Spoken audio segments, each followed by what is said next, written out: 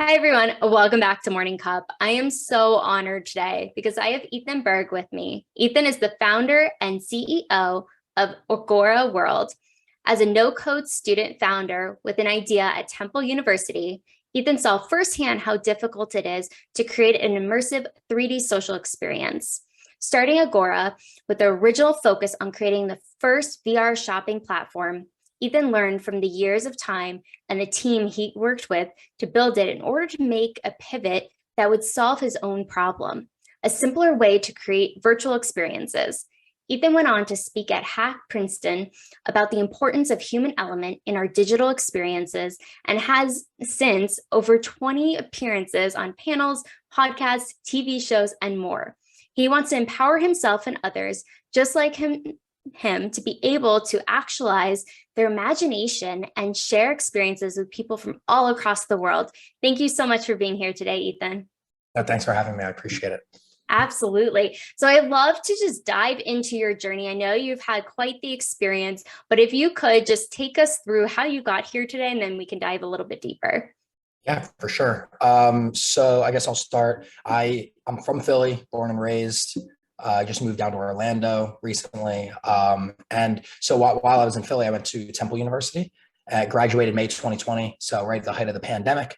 And while I was a student at school, I always wanted to start my own business. And my dad brought home a VR headset one day. And for those that play video games or have, multiplayer video games were pretty high, like hype while I was growing up. So I had friends from all over the world that I've never met. It's just the reality of it just made sense.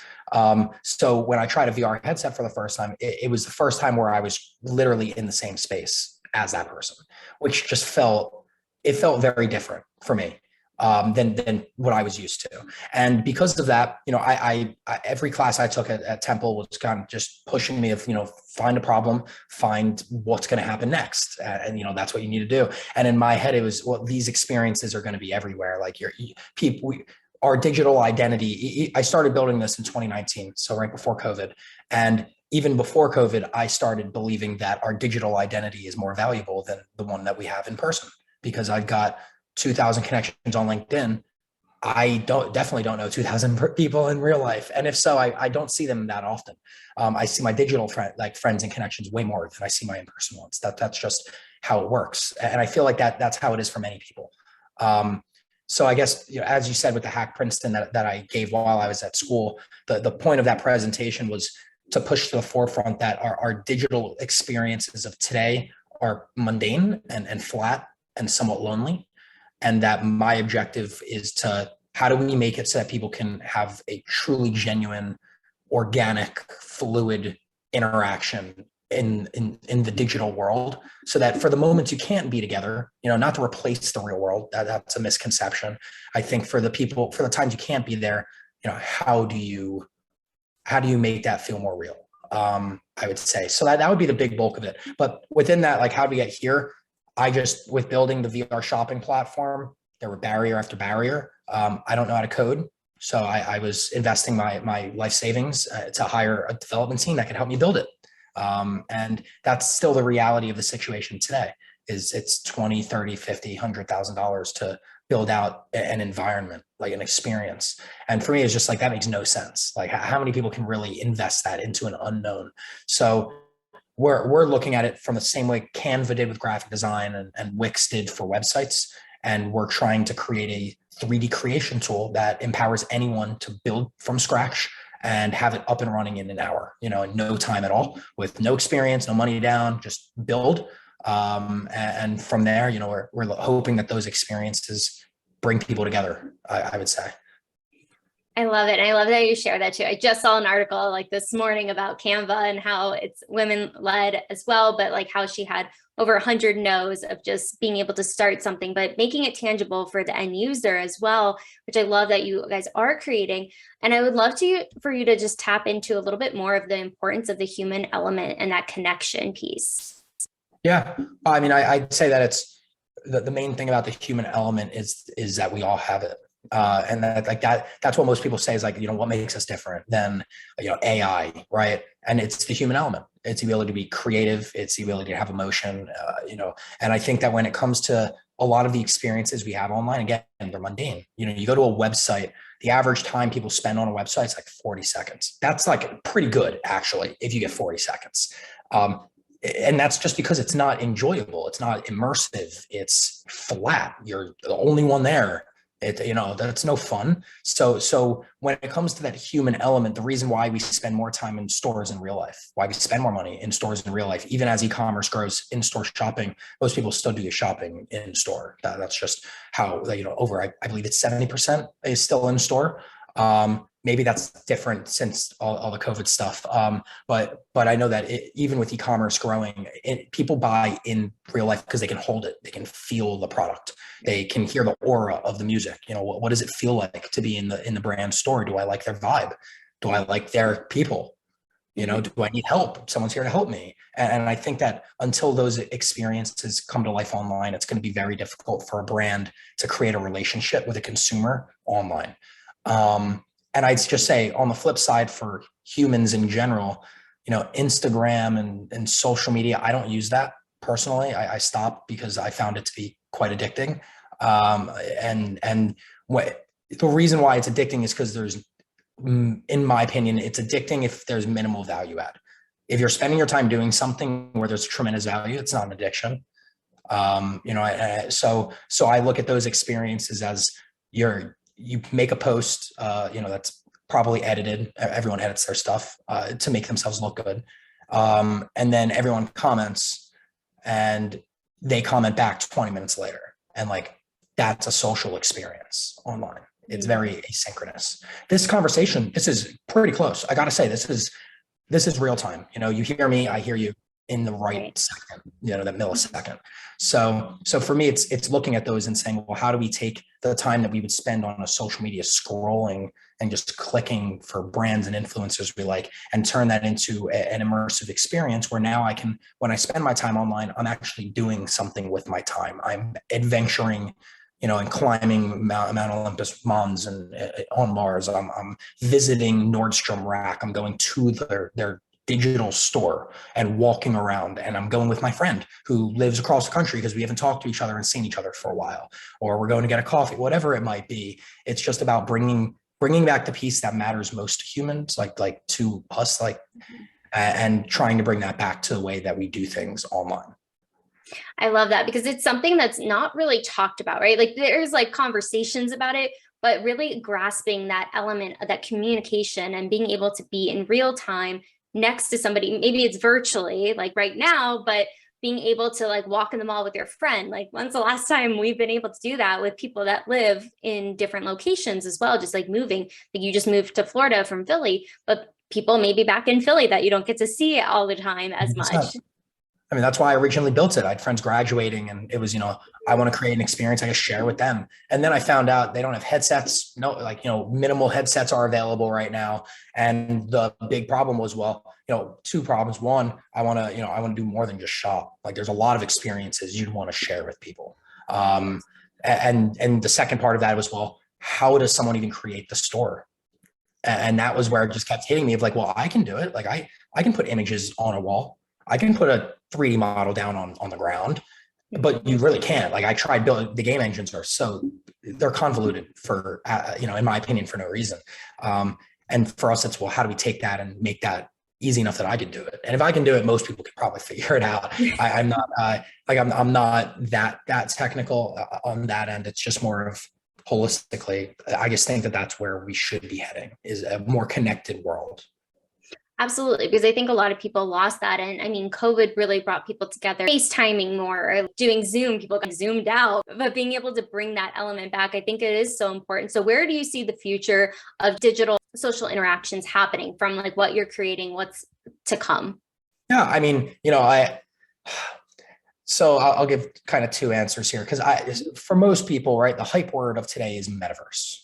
Right. Mm-hmm. So I'd love to look at you and say, oh, it's going to happen in the metaverse. And what I'll say is that term is just an overall umbrella term for 3D social experiences. That is what the metaverse is, right? Video games are a part of that. This is technically a part of it. It's a real-time social interaction that we're having. This is a part of the metaverse, right? So I'd love to tell you that it's going to exist in the metaverse, but in reality, I don't think that term is going to be used overall. Unfortunately, it was with good intention, but has been since ruined with bad reputation, I guess, to an extent, and a lot of rug pulls and things. So I think that where it's going to exist is the same place that online interactions exist today. I mean, you'll have sites like a Facebook, like an Instagram, a Snapchat, where, it's their own neighborhood, where there's groups of people that are like one another that all go to this platform to interact and post things and see each other and do things. But I think that the same way you go to a website, if I'm going to shop, I go to Nordstrom.com, Macy's.com, Amazon.com, you're going to go to their website and the experience is going to be right there. And the difference is you'll be walking inside of their website, in that sense, turns it into a 3D canvas, and you'll see the other people that are also on the site at the same time as you. So even if you go by yourself, you'll still see other shoppers. You'll see other people. I don't think it will exist in what you call the metaverse. It's the underlying technology isn't what's important. What's important is that it's used in a way that creates value for brands and for people in general. So I think that as long as it works in that way, like you're going to find it where people go, which is people's websites. It's just so fascinating because it's like still so foreign, even to me. Like, I mean, I'm learning a little bit more and more each day about it, but I am no expert by any means. But I'm curious because there's a lot of misconceptions when it comes to metaverse versus Web3. So can you explain that and tackle that so people could understand it? Yeah, sure. I mean, when it comes to misconceptions, I think that there's a few. Number one is, this is going to ruin the real world. I'd say it's probably the number one. It's like, the virtual world's going to take over. No one's going to leave their house. To an extent, I guess some people will. But they're probably people that don't like to go out anyway, to be honest. They are looking for an escape in another world because they don't like the one that we're in. And there's people like that already. So I don't think that that's the case. I think that the misconception, again, it won't replace, it will just change human behavior to when we need to have the online experience, that we can't be physical with somebody else or with a place that we need to be, we could still be there together. That is, I think that's what it will be. It will replace the interactions that aren't as good or as immersive as the real world is today. And add that. I think the other misconceptions are like metaverse and NFTs and blockchain and the whole tangle, right? They're all different technologies. I think they play very well together. Like they play very nicely, just because of the way the reasoning behind why they're built is to be open and decentralized and extendable, fully customizable. You own your stuff, you own your creation, you own your data, blah, blah, blah. And so they're built on the same philosophy, but they don't necessarily need to go hand in hand in every single way. So that would be the other thing is like, I think people get tangled in like, well, if I'm using the metaverse, do I need to use NFTs? If I'm doing NFTs, do I need to use blockchain? Obviously, if you're doing NFTs, you do need to do blockchain, but like all these different like hype terms, I think our focus is the metaverse, the 3D immersive experiences. The other pieces of it, I don't think there should necessarily be a dependency, but rather the decision of the creator on what they want to use. So if you come along and you're building a world, you might say, I want Shopify, I use HubSpot as my CRM and Google AdWords because I want to make money from showing ads for other stuff in my world. Cool. Someone else might come along and say, well, I want to use this cryptocurrency and this blockchain and I want to use this CRM, whatever it is. And they should both have the option there and you can mix and match. So I think that would be one of the bigger misconceptions is that like it needs to be tied. I think that they will work together in a lot of great ways, but that they don't necessarily need to go hand in hand. That's super interesting because it's like you can have all the different variations just in life, right? You can use different currencies if you go overseas versus using the dollar with crypto, things along those lines, but really being able to look at it, it doesn't have to be tied together, but you can if you want to. Exactly. Yep. And that's what it should be. It should be up to your choice. It's your experience. If you want people paying you in a certain way, that is the way you should do it. If you want people buying your goods in a certain way, Shopify versus NFTs, like you could probably do very similar things with both. Obviously, one is more decentralized and open than the other one is, but again, it does the same. At the end of the day, me and you don't care about how it's built. We just care, did we buy it, and did it show up at my house?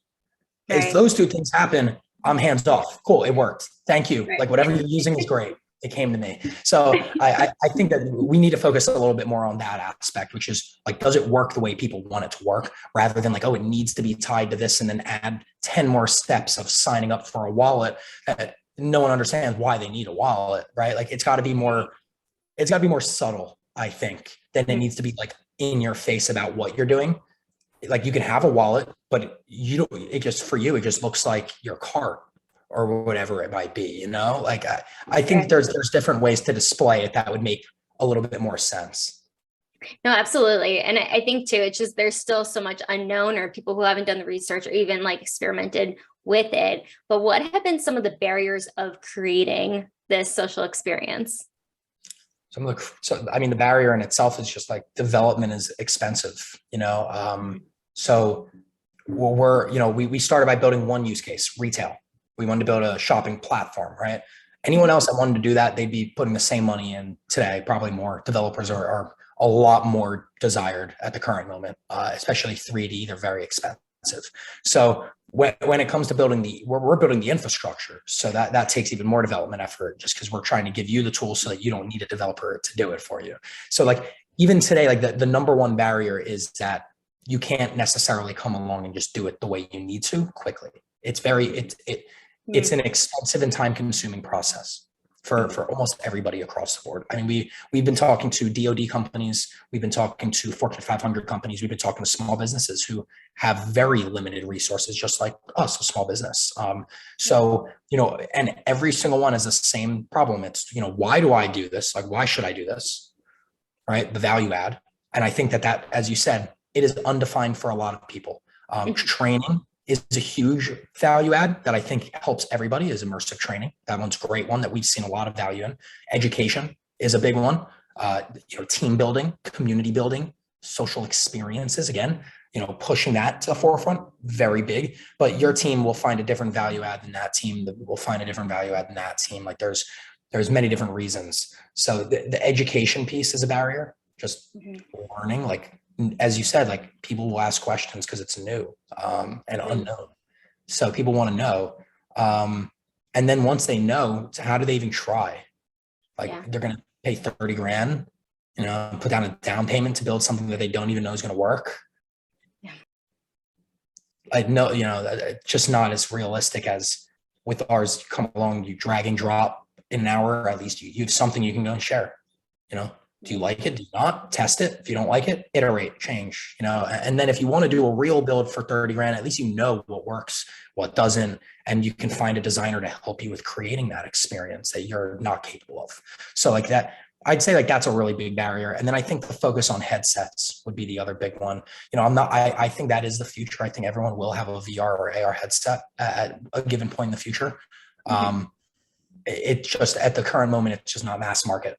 And because of that, for brands that are focused on experiences that are headset only, again, there's a value to headset, but you're limiting yourself to 30 million people, 40 million people, whatever it might be, that currently have headsets, and there's 5 billion online. So there's the mass market isn't there yet. So I think it's, how do you create experiences that meet the consumer where they are today, and just expect that over time they're going to end up here, and be ready for it when they do. So I'd say like that would probably be the other really big piece. Yeah, no, that makes a lot of sense. Just like thinking of the numbers and the people, and like how people are adjusting to changes in life. If you look at it, it takes people a little bit of time, especially once everybody's doing it, then everybody wants to do it, kind of like social media. It's like, okay, well, influencers and brands and this and that, it just hasn't caught on yet, but it's about to, it seems like. It's on the I hope so. Yes. I think so. But with that being said, I'm curious, what has been maybe one or two client success stories in building the social experience that have had so far? Yeah, I mean, there's a bunch. Like I'd say, like Shining Temple University has been great. Like working with them, honestly, they did a class last semester on the platform where they used it as a creation tool to teach students how to build 3D experiences with a focus on building the future of universities. What do you imagine that's going to look like ultimately? And that was really good, awesome feedback. And this semester they upped it to about 150 students that are going to be using it. So a huge success in that end, just of like proving that not only do they think that there's a tremendous value in what we're creating by enabling their and empowering their students to build in this way, but also just knowing that the class loved it so much that they're redoing it, and then other classes and then departments are also kind of hopping on board and seeing the same thing. I think that's really great. So that one is really exciting in my opinion. The other ones, I mean, we've done career fairs with 250 people. People found jobs. They spent an average of an hour and 42 minutes per session. So, 40 seconds on a website, hour 42 at the career fair event. We've had art galleries fundraisers, which have gone great. Trying to think. Yeah, I mean, we partnered with a company out in Cali, Unanimous AI, who has created a swarm technology. It's basically take a group of people and it will give you the collective intelligence of the group. Same way fish swim and swarm, like, in the fish, they swim in school with fish, and then bees swarm, birds flock, right? They go the same direction somehow, like that collective intelligence. They're basically doing that with AI for humans, like for groups of people, which is very intriguing. And their founders are an awesome, great guy, very knowledgeable, like one of the founders of the space in general. So we integrated with them so that for market research, like focus groups, you can bring in a 3D model of a product and let them interact with it, ask them a question, and get the collective feedback from the group. What do they think? With a confidence level, which I think is groundbreaking for a variety of reasons, just because today you bring it in person and that's just not ideal. It's very expensive to produce a product. So that's cool. We're doing stuff with Phoenix real-time streaming for sports, like live sports inside of the virtual world. So you can go and watch the games virtually. Pretty soon, go to the stadium and the players will be on the field or the court, and you can watch courtside. That's coming soon. There's a lot of really cool different implementations that could come along. I think that's the fun part, is I hear a new idea every day from people. And I'm even building my own ideas, things that I'm building a Halloween experience right now with Sideshow Collectibles, which is going to launch. That's going to be a ton of fun. There's a maze, like corn maze cemetery. Cool. They've got a storefront in there to sell some Halloween gear and stuff like that. It's really interesting, just the possibilities, I would say. It's unlimited. I love that. Yeah. And so what are maybe 2 or 3 tips you could give to budding entrepreneurs? Number one piece of advice would be like do what you're passionate about, or do what you love, hands down. Like if you don't do it. I'm serious. Cause I work 90 hours a week. That's just how it works. If you like what you do, it doesn't feel like it. That's for sure. I still get up excited every morning, and you'll have bad days. That's just, I'd say the brunt of it is a roller coaster. Some days are great. The next day, you can't believe you're doing it. And it's a cycle. That's how it works. And what I've realized is that the people that win are the ones that persist. They're not necessarily the best ones. They just know how to execute, and they're willing to continue executing even after a bad day.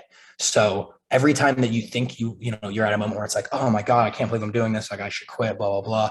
Like just know that everyone else you're competing against has those days too. And every single time, some of them drop off. Every single time, some of them quit. So eventually, with enough days of I want to quit, but you don't, you're one of the very few who has somehow persisted, and you'll learn as you go. I mean, we didn't expect to build a creation tool. We were building a virtual reality shopping platform. And I figured out over a lot of time, it was just like, why are developers spending their time uploading an image or a video to put on a wall? I was like, I literally looked at my team when they were doing that, and I was like, I can do that. I was like, I do that constantly. I was like, can you just make it so I could do that? And they were like, well, I guess we could do that. And they built the first part of it, which let me upload images and videos to the world. And that was just like the really big start, because we showed it to people and they were like, oh my, it's so easy to create an art gallery. It's so easy to create this career fair and blah, blah, blah. And since then, we've really just kept leaning in on, well, how do we make it even easier to do more things, like more complicated things? So the road that we're on was not necessarily anticipated. And I think that that would be the last piece of advice is like, don't love the idea, love the problem. And it's just like, be really like, everyone says that. I loved my solution when we were building the shopping, and I ended up having to step back and say, I think there might be a bigger thing for this problem. Like what is a problem we want to do, which was share experiences with friends.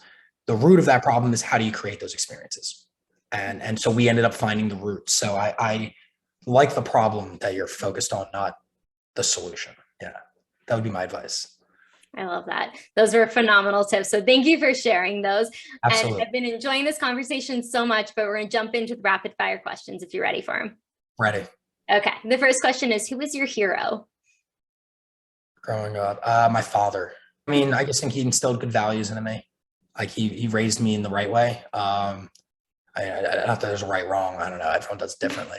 For me, it was the right way where it's like, I don't know. He started his own business when he was pretty young, and he's built a few, and he helps others with theirs. So I learned from him constantly and seeing him work hard, but then also finding time to spend time with family, which was important, still doing family dinners, which I really liked, just of like the importance of like the work-life balance. I think he instilled in me of like, you'll never have a real balance. The goal is to make sure every week you reevaluate, how did I do last week, and balance it back towards where you need it to be.